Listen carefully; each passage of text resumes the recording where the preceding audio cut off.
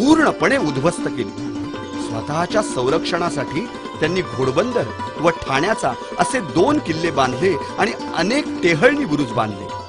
हे दोन्ही किल्ले पोर्तुगीजांच्या संरक्षण व्यवस्थेचे आणि संरक्षण स्थापत्याचे उत्कृष्ट नमुने आहेत। घोडबंदरचा किल्ला सध्या पडक्या अवस्थेत असून शासनातर्फे त्याची डागडुजी चाललेली आहे। मार्च 1737 मध्ये चिमाजी अप्पांच्या नेतृत्वाखाली बुबाजी नाईक, त्यांचे 4 बंधू आणि अनेक सरदारांनी ठाण्याचा किल्ला सर करण्याची मोहीम आखली।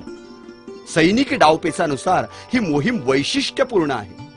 मराठ्यांनी अतिशय उत्तम अशा आपल्या लष्कराची व्यूहरचना करून 27 आणि 28 तारखेला ठाण्याच्या खाडीची आणि किल्ल्यावरच्या शिबंदीच्या व्यवस्थेची पाहणी केली। 27च्या रात्रीच मराठ्यांनी छोट्या छोट्या होड्या आणि गलबतातून किल्ल्यावर अचानक हल्ला चढवला। त्या आधीच बुबाजी नाईकाने किल्ल्यावरच्या पोर्तुगीज सोजिरांना भरपूर अफू खाऊ घातले, त्यामुळे ते बेसावत राहिले। पोर्तुगीज सेनानी बथेल्लो याने शर्थीने मराठ्यांचा प्रतिकार केला। मराठ्यांचे औदार्य इतके मोठे की शरणागती पत्करल्यावर त्याला सुखरूप खाडीतून पार जाऊ दिले। ठाण्यावर नोंदवलेल्या पोर्तुगीजांविरुद्ध हा विक्रमी विजय होता।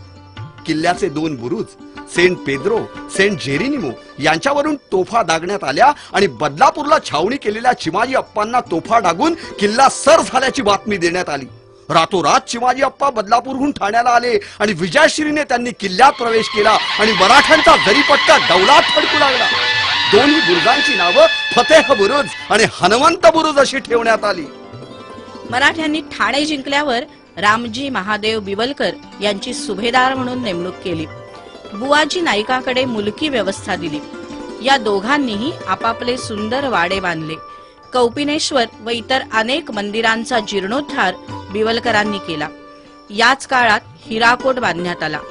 मराठ्यांना स्वातंत्र्य टिकवता आले नाही। 1774 मध्ये ब्रिटिशांनी ठाण्याचा ताबा घेतला आणि किल्ल्याची पार नासधूस केली।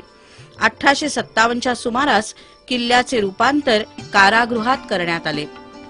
ब्रिटिशांची सर्वात मोठी देणगी म्हणजे 1853 साली त्यांनी सुरू केलेली मुंबई ठाणे ही रेल्वे सेवा होती। प्रशासन व्यवस्थेसाठी ब्रिटिशांनी नव्या इमारती न बांधता बिवलकर वाड्याचे रूपांतर जिल्हा न्यायालयात, बुबाजी नाईकांच्या वाड्याचे जिल्हाधिकारी कार्यालयात आणि हिराकोटचे तहसीलदार कचेरीत रूपांतर केले। स्वतंत्र भारतात नागरिकांनी विरोध करूनही शासनाने बिवलकर वाडा आणि बुबाजीचा वाडा पाडून त्या ठिकाणी न्यायालयाच्या जिल्हाधिकारी कार्यालयाच्या नव्या इमारती बांधल्या। ब्रिटिशांच्या काळात नागरी सुव्यवस्था आणि संपन्नता मात्र आली।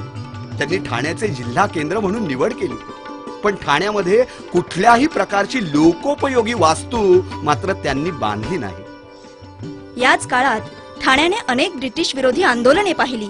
त्यात कोळी रामोशी यांचा उठाव, वासुदेव बळवंत यांची सशस्त्र क्रांती यांचा समावेश होतो।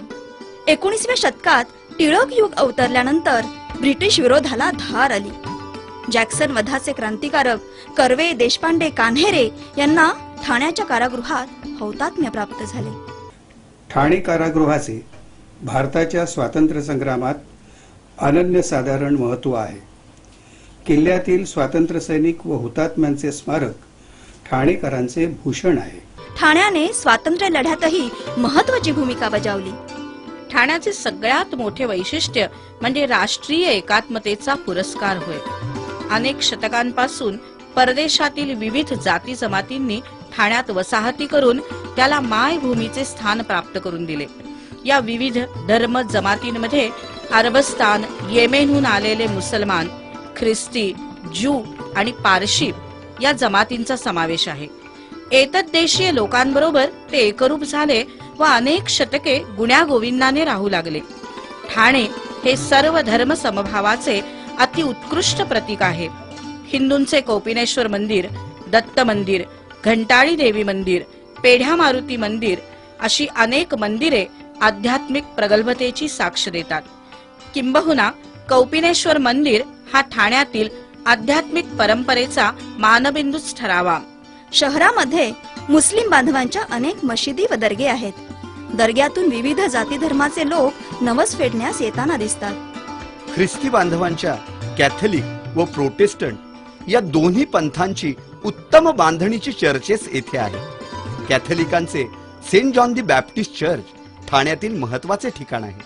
प्रोटेस्टंट बांधवांचे सेंट जेम्स चर्च 1825 साली